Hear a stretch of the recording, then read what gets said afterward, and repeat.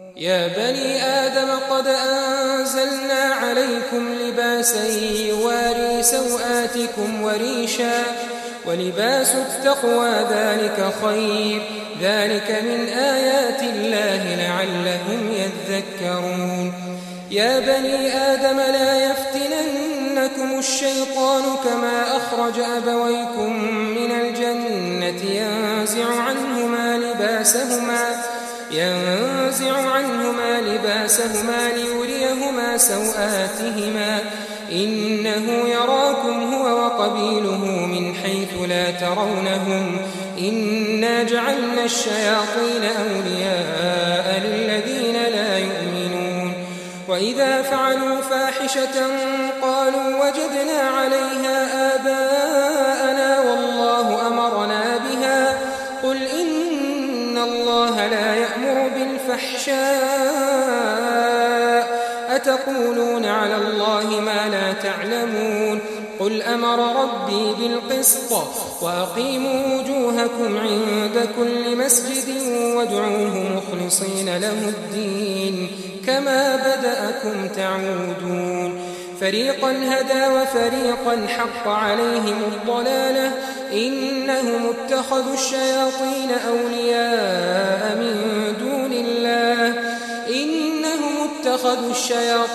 أولياء من دون الله ويحسبون أنهم مهتدون يا بني آدم خذوا زينتكم عند كل مسجد وكلوا واشربوا ولا تسرفوا إنه لا يحب المسرفين اے بنی آدم